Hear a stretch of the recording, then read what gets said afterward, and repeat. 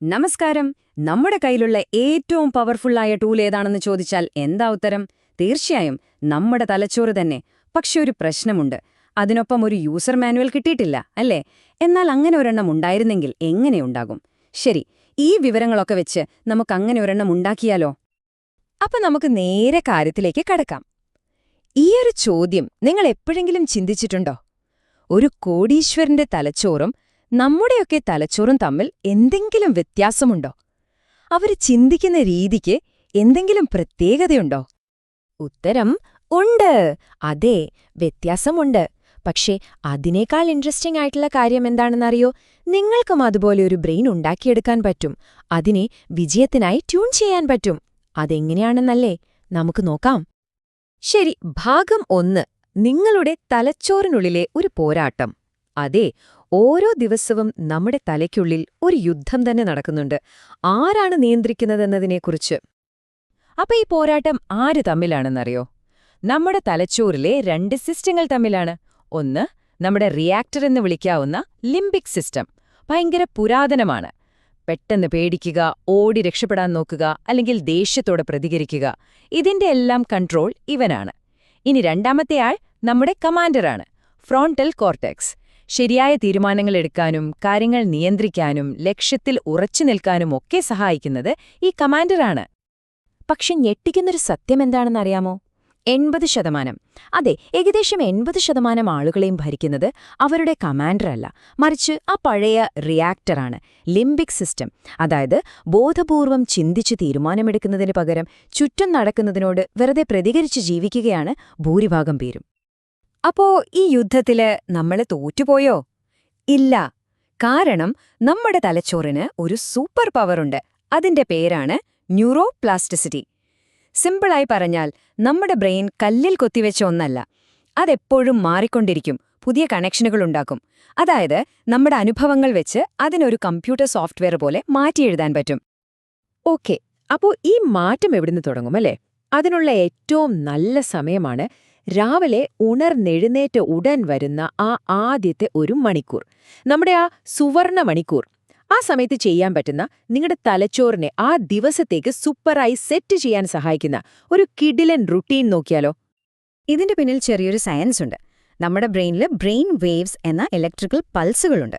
നമ്മൾ ഉറക്കത്തിൽ നിന്ന് എഴുന്നേൽക്കുമ്പോൾ നമ്മുടെ ബ്രെയിൻ നല്ല ക്രിയേറ്റീവും ശാന്തവുമായ ഒരു സ്റ്റേറ്റിലായിരിക്കും. തിരക്കേറിയ ടെൻഷനുള്ള അവസ്ഥയിലേക്ക് എത്തുന്നതിന് മുൻപുള്ള ആ ഒരു ഗ്യാപ്പ്, ആ ഗ്യാപ്പിനെ നമുക്ക് ഹാക്ക് ചെയ്യണം. അതാണ് ലക്ഷ്യം. ആ സമയം മുതലാക്കിയാൽ ആ ദിവസം മുഴുവൻ നമ്മുടെ കൺട്രോളിലായിരിക്കും. അതിനൊരു അടിപൊളി മെത്തേഡുണ്ട്. ഓർക്കാൻ എളുപ്പമാണ്. MOVER. ഓരോ അക്ഷരത്തിനും ഓരോ കാര്യമുണ്ട്. M ഫോർ മെഡിറ്റേഷൻ, മനസ്സിനെ ശാന്തമാക്കാൻ. O ഫോർ ഓക്സിജനേഷൻ, നല്ലപോലെ ശ്വാസമെടുത്ത് ഉഷാറാകാൻ. V വിഷ്വലൈസേഷൻ, നിങ്ങളുടെ ലക്ഷ്യങ്ങൾ മനസ്സിൽ കാണുക. E ഫോർ എക്സസൈസ്, ചെറിയൊരു വ്യായാമം. R റീഡിംഗ്, നല്ല പോസിറ്റീവായ എന്തെങ്കിലും വായിക്കുക. അവസാനം S സ്ക്രൈബിംഗ്, നിങ്ങളെ അലട്ടുന്ന ചിന്തകളൊക്കെ ഒരു പേപ്പറിലേക്ക് എഴുതി ഒഴിവാക്കുക. ഓരോന്നിനും കുറച്ചു മിനിറ്റുകൾ മതി. ഓക്കെ, ഭാഗം 3. ഇനി രാവിലത്തെ കാര്യം മാത്രമല്ല, ദിവസം മുഴുവൻ നമ്മുടെ തലച്ചോറിന് കൊടുക്കാൻ പറ്റുന്ന ചില സിമ്പിൾ വർക്കൗട്ടുകൾ നോക്കാം. ഒരു ചോദ്യം ചോദിക്കട്ടെ? വെറുതെ മനസ്സിൽ വിചാരിച്ചുകൊണ്ട് നമ്മുടെ മസിൽസ് ബലപ്പെടുത്താൻ പറ്റുമോ? എന്താ തോന്നുന്നത്? പറ്റും. വിശ്വസിക്കാൻ പ്രയാസമുണ്ടല്ലേ? ഈ പഠനമൊന്നു നോക്കൂ. ഒരു കൂട്ടം ആളുകൾ ശരിക്കും പിയാനോ വായിച്ചു പഠിച്ചു, വേറൊരു കൂട്ടർ വെറുതെ പിയാനോ വായിക്കുന്നതായി മനസ്സിൽ സങ്കൽപ്പിച്ചു. റിസൾട്ട് വന്നപ്പോൾ 2 കൂട്ടരുടെയും തലച്ചോറിലുണ്ടായ മാറ്റം ഏകദേശം ഒരുപോലെയായിരുന്നു. കാരണമെന്താ? നമ്മുടെ തലച്ചോറിന് യഥാർത്ഥത്തിൽ ചെയ്യുന്നതും സങ്കൽപ്പിക്കുന്നതും തമ്മിൽ വലിയ വ്യത്യാസമൊന്നും മനസ്സിലാവില്ല. ഇതുപോലെ നമ്മുടെ തലച്ചോറിനെ എപ്പോഴും ആക്റ്റീവാക്കി വെക്കാനുള്ള ഒരു അടിപൊളി ടെക്നിക്കാണ് ന്യൂറോബിക്സ്. പേര് കേട്ടിട്ടുണ്ടോ? എറോബിക്സ് പോലെ തന്നെ, പക്ഷേ ഇത് നമ്മുടെ ന്യൂറോണുകൾക്കുള്ള വർക്കൗട്ടാണ്. നമ്മുടെ സ്ഥിരം റുട്ടീനുകൾ ബ്രേക്ക് ചെയ്ത് തലച്ചോറിനെ കൊണ്ട് പുതിയ വഴികൾ ചിന്തിപ്പിക്കുക. അതാണ് സംഭവം. ഇത് ചെയ്യാൻ വലിയ ബുദ്ധിമുട്ടൊന്നുമില്ല. നാളെ രാവിലെ എഴുന്നേറ്റ് നിങ്ങൾ സാധാരണ ഉപയോഗിക്കാത്ത കൈകൊണ്ട് പല്ല് തേച്ചു നോക്കൂ. അല്ലെങ്കിൽ എന്നും പോകുന്ന വഴിക്ക് പകരം ജോലിക്ക് പുതിയൊരു വഴിയിലൂടെ പോയി നോക്കൂ. നിങ്ങളുടെ ഫോണോ താക്കോലോ വെക്കുന്ന സ്ഥാനം ഇടയ്ക്കൊന്ന് മാറ്റി നോക്കൂ. ഇത്തരം കുഞ്ഞു കുഞ്ഞു കാര്യങ്ങൾ മതി, തലച്ചോറിന് നല്ല ഉത്തേജനം കിട്ടും. അടുത്തത് ഭാഗം 4. വളരെ പ്രധാനപ്പെട്ട ഒരു വിഷയമാണ്. നമ്മുടെ ഇമോഷൻസിനെ എങ്ങനെ മാസ്റ്റർ ചെയ്യാം. ദേഷ്യം, ഉത്കണ്ഠ ഇതിനെയൊക്കെ എങ്ങനെ കൺട്രോൾ ചെയ്യാം എന്ന് നോക്കാം. ചിലപ്പോൾ ആലോചിച്ചിട്ടുണ്ടോ, ഒരു ചെറിയ കാര്യത്തിനായിരിക്കും നമ്മൾ പൊട്ടിത്തെറിക്കുന്നത്? അതിനൊരു കാരണമുണ്ട്. അതിനെയാണ് അമിഗ്ഡാല ഹൈജാക്ക് എന്ന് പറയുന്നത്. നമ്മുടെ തലച്ചോറിൽ അമിഗ്ഡാല എന്ന് പറയുന്നൊരു ഭാഗമുണ്ട്. അതൊരു സെക്യൂരിറ്റി ഗാർഡിനെ പോലെയാണ്. എന്തെങ്കിലും ഒരു അപകടം മണത്താൽ ഉടനെ അത് തലച്ചോറിന്റെ കൺട്രോൾ അങ്ങ് ഏറ്റെടുക്കും.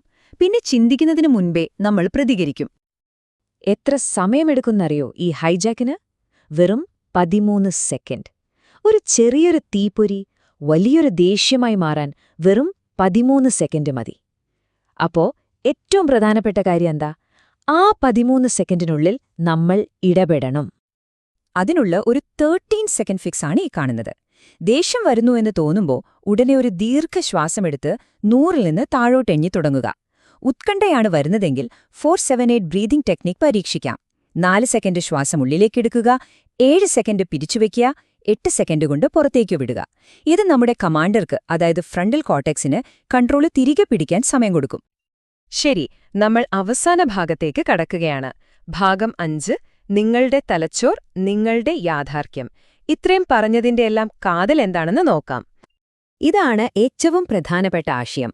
നമ്മുടെ ലക്ഷ്യം തലച്ചോറിനെ റീവയർ ചെയ്യുക എന്നത് മാത്രമല്ല, നമ്മുടെ റിയാലിറ്റിയെ, നമ്മുടെ ജീവിതത്തെ തന്നെ റീവയർ ചെയ്യുകയാണ്. കാരണം നിങ്ങളുടെ തലച്ചോറിനുള്ളിൽ സംഭവിക്കുന്ന മാറ്റങ്ങൾ നിങ്ങളുടെ പുറത്തുള്ള ലോകത്തെയും മാറ്റിയെഴുതും. അതുറപ്പാണ്. ഇപ്പോ നിങ്ങളുടെ കയ്യിൽ ഒരു യൂസർ മാനുവൽ ഉണ്ട്, ഒരു ബ്ലൂ പ്രിന്റ്. ഇനി നിങ്ങൾ നിങ്ങളുടെ തലച്ചോറിന് നൽകാൻ പോകുന്ന ആദ്യത്തെ കമാൻഡ് എന്തായിരിക്കും? ഒന്ന് ആലോചിച്ചു നോക്കൂ. ആ ആദ്യത്തെ ചുവടുവെപ്പ് ഇന്ന് തന്നെ തുടങ്ങാം, അല്ലേ?